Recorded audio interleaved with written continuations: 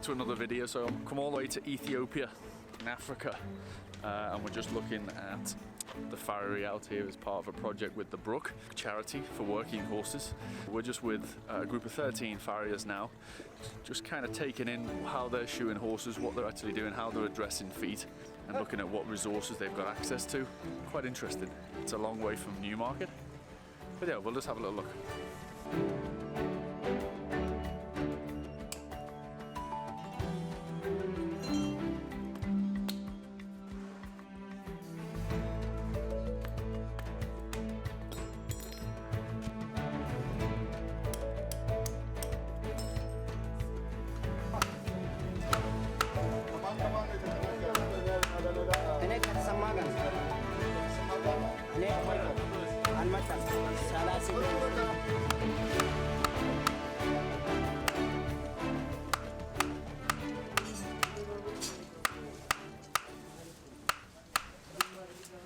Okay, so just explain what's going on here. This guy's using a piece of wood with a bit of car tire around the end of it as a mallet, and a makeshift knife as a towing knife, and he's trying to trim the foot up. And you know, he's doing the best job he possibly can with the tools he's got. A little bit rough to the foot. You see the foot sort of moving around. The horse a little bit uncomfortable with it, but ultimately they're the tools they've got access to. And until we can find a more of a sustainable channel for whether the import tools like rasps and nippers, or whether we can train these guys to make their own rasps and nippers, you know, this is what they've got access to for now. One of the biggest problems we're dealing with here is they're actually, it's not the trimming, they're doing a relatively good job of the trimming, it's they're using car tires as horseshoes, and not necessarily the car tire that's the issue, it's the actual application. They're using carpentry nails. Carpentry nails are designed to go into the foot, or the carpentry nails are designed to go straight, whereas a horseshoe nail is designed to go into the foot but then bend and come out the sides of the hoof wall. These guys are using carpentry nails, and they're just going straight through the foot, and a lot of time they're actually nailing through the sole. You'll see that in a minute. I'm going to go pick up a foot and we'll have a little look at it, but ultimately that is the biggest issue. And you can see this horse has got 3 of them on. The shape of the tyre doesn't resemble a horse hoof shape. It's just a square piece of rubber nailed to the foot, and many times over we're seeing that they're actually lame because of these shoes, and we'll just look at this now. I just want to highlight these holes here. Inside the white line, we can see the white line there. Yeah. These are inside that, but they do come out at an acute angle, so they are coming out the side of the wall where they should. It's just where they're going in here, which is a concern. But when they put the shoe on, they can't see that, can they? Yeah. Okay, just have a little look at the balance. Look. No. See what you think. Yeah.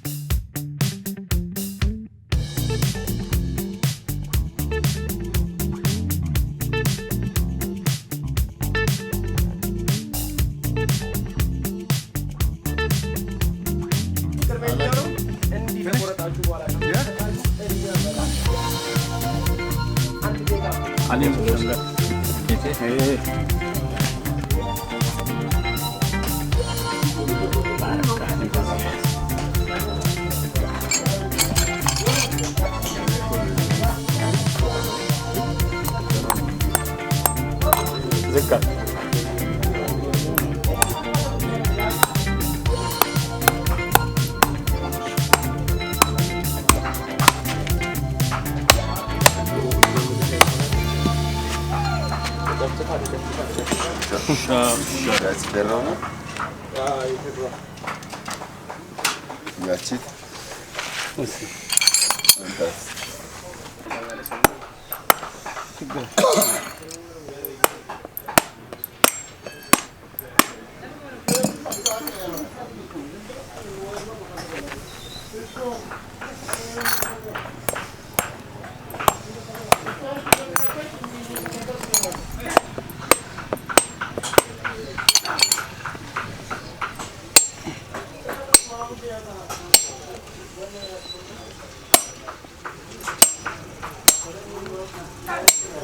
Good.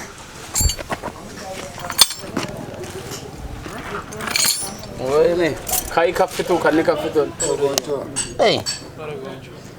Abe ko wana me batenti. Clench them up now.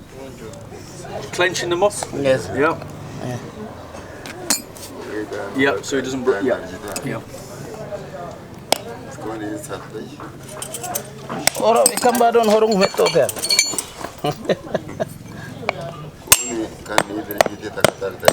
Hammer clenching.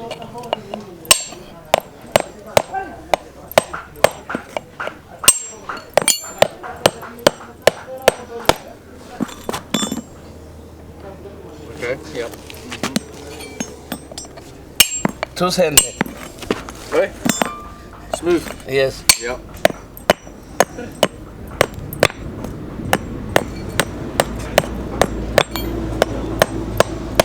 Smoothish. Okay. Yes.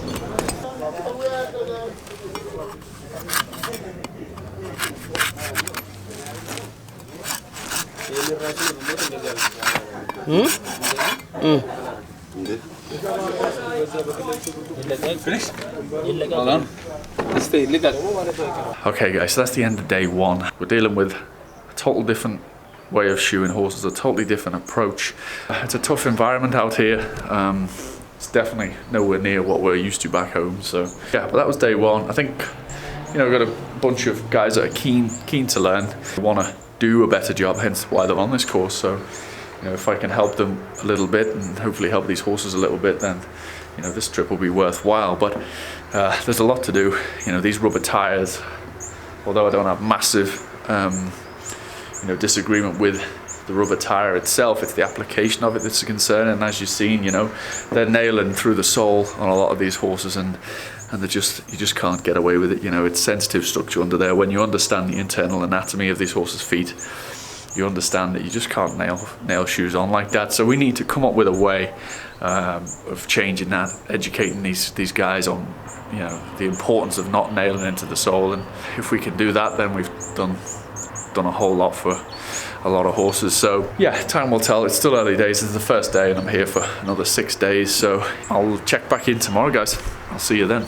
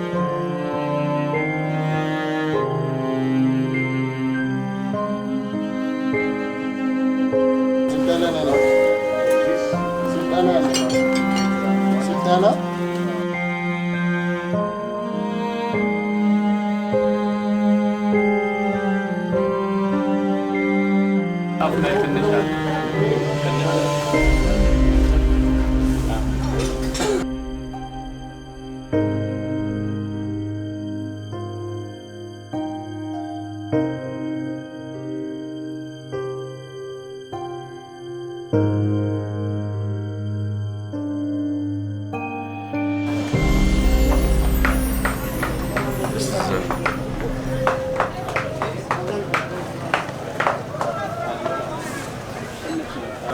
this, no, is no. Yeah. Not good. Okay? ኤክስ የተደረገበት ጥሩ እንዳልሆነ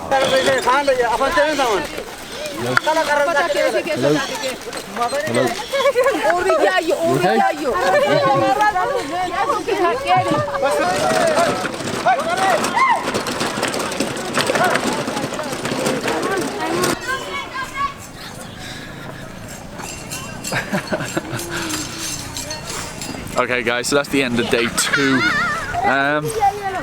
Today was an interesting day. So this morning we sort of kind of talked to them about nail placement and also how to adjust their trims a little bit. They're just taking heels down with their knife. They don't have a rasp, they don't have proper farrier knives, they have just a towing knife. Guys. So yes, we were going over trimming a little bit, and then from the trimming we wanted to work on nail placement. If we could maybe change 2 things, then we were happy to do that. So but one of the downsides to that is the nail choice. So they're using these carpentry nails, which are quite big, round. So when we're encouraging them to come towards the outside of the foot, so they're not nailing into the sole, they're actually splitting the hoof wall. So that's something we need to think about, whether we can change the nails or not. But yeah, they were all started thinking about it. They were all definitely putting nails in more of insensitive structures rather than the sensitive sole, and they were definitely looking at balance a little bit more. So a couple of positives to take from today, but we've definitely got to work on a few things. But that's a wrap for today. We'll pick up again tomorrow. So I'll see you tomorrow, guys. Say bye. Say bye. Say bye. Wave.